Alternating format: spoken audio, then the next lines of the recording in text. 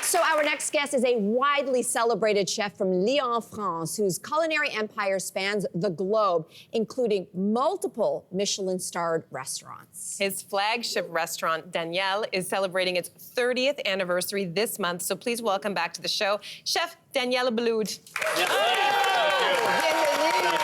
Okay, so first of all, we want to start off with congratulations. You own a Michelin star restaurant in New York City, one of the toughest places to have a restaurant of that level. Tell me, what lessons have you learned? The lesson I've learned is that, it's all about the team. It's all about our customer. It's about our community. It's about our city. And it don't matter where you cook. It don't matter what level of restaurant you have. I think it's just that investment into the craft, the passion, and the service, and the pleasure to give pleasure. I think that's what... You're speaking my language, Danielle. Yes. Obviously, the biggest pleasure here is also the food. So we are looking in front of us this gorgeous... We're dining on the social today. Yes. You've brought 3 different dishes for us to try today from your restaurant, Danielle. Yes. So first up is the chilled pea velouté. Yes. I don't know if I've ever had a velouté. Is it just, tell us about it. Tell us about like velvet. Okay. Actually, because we are celebrating the 30th anniversary of Restaurant Daniel in New York City, we at Café Boulud in Toronto here at the Four Seasons, we are celebrating the 30th of Daniel tonight and during the entire the next 2 weeks with this menu that you can come and enjoy as well at Café Boulud at the Four Seasons. Oh, it's amazing. And so you have the pea velouté. So pea velouté, what is a velouté? Velouté is a soup, but velouté is something that has a certain softness, thickness, richness, that brightness and lightness.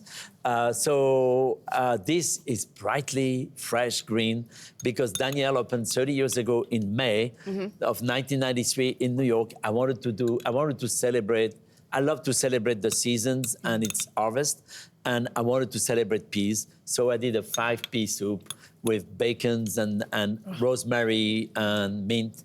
And that's I just finished mine. I know. I almost was like, no, the hard part is the bowl. I almost had to tell them the hard part's the bowl. I can hear you clanking from over here, girl. But you know what's so great? Because that tastes delicious, and often when you're at a restaurant and you have something, you're like, I wonder if I can recreate this at home. So what advice do you have for somebody who wants to entertain their friends or their partner and recreate one of these meals at home? Where do they start?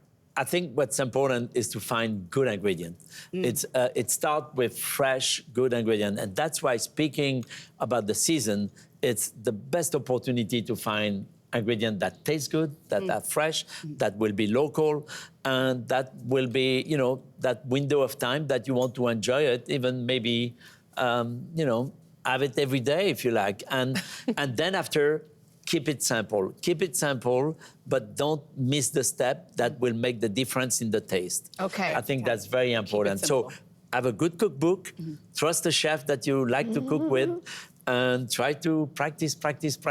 I love it. Okay, the next is, I'm going to go, je parle français. I'm going to try to pronounce it. Félicitations. Homard au mori et vin jaune with asparagus. Voilà. So, lobster. Lobster. Okay, we are in tell Canada. us about it. We're in Canada, and our lobster is like it's roasted, and we make a sauce with vin jaune, and we do also a morel cream with vin jaune. Vin jaune is a vin du Jura, and it's a wine that has a little bit of an oxidation to it, and I would say that it's almost like a dry sherry, and it goes very well with asparagus. So between the lobster sauce américaine or sauce canadienne, and the morel and the asparagus, again, it's singing the season. It's singing ingredient. The asparagus are from Ontario, actually, and the morels are from the West Coast, I think, and the lobster is from the East Coast. So imagine of Canada, all that. So it's Canada in the plate. Beautiful. It tastes in the mid delicious. Of May. It tastes so good. All right, so next up we have the baked sea bass. Talk to us about this dish. That dish was actually created 35 years ago, I would say, when I was a chef at Le Cirque in New York, a famous restaurant. that after 30 years ago, I opened Daniel, and I continued to make that dish. And then my chef were getting tired about the paupiette of sea bass wrapped in potatoes over a bed of leeks with red wine sauce. So we created a lot of rendition of this. It's just taking a classic piece of music and jamming a little bit over it. Oh my God. That This we did. sauce. So we have a peppered sea bass with a red wine sauce that is dense and concentrated. So you put very little, and it's finished with butter. And then we have a custard of leeks, and we have a potato that.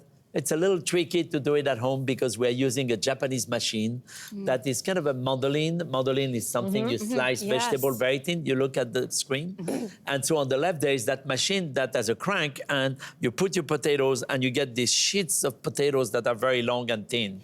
And then over that, we put a layer of onion that has been caramelized with some herbs like thyme and parsley and salt and pepper, and then after we roll that potatoes and then put some butter around, cook it into a plastic film in the water, and then after we slice it and we roast it.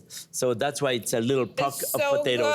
Good. Really good. Wow. Oh my God. But if you don't have the machine, you just take the potato, you slice it thin, you put some onion, some herbs, some butter. When you say slice it thin, with what? Just a knife, you just slice it thin? Yeah, with a mandolin, with a slicer, with a vegetable slicer. And then you bake it in the oven and serve it with your fish and the red wine sauce. Yeah, that's important to do it right. Listen, first of all, we're in heaven with all of this food. You have cooked for so many celebrities. Is there someone who yet you are wanting to cook for that you haven't yet? Is there a celebrity? I don't know, Taylor Swift. I haven't cooked for Taylor Swift. And my wife went to the concert last Friday or last Saturday night.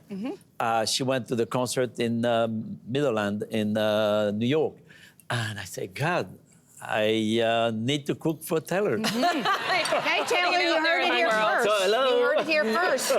Chef Daniel, I will, don't worry. You will. It's You put only it a out question there. of time. The kids call it manifesting. Yes. Right? You've manifested. Chef Danielle, this is absolutely phenomenal. Thank you. So much for this. And congratulations. I understand this could be challenging to do it at home, but just make a reservation. Make a reservation at Café Boulud in Toronto at the Four Seasons. That was great. That was great. Thank you so much. Thank you. Lovely to be with you. Thank you. Delicious. Thanks for watching. We've got lots more discussion and debates on everything from food and fashion to pop culture and current events. Don't forget to click like and subscribe.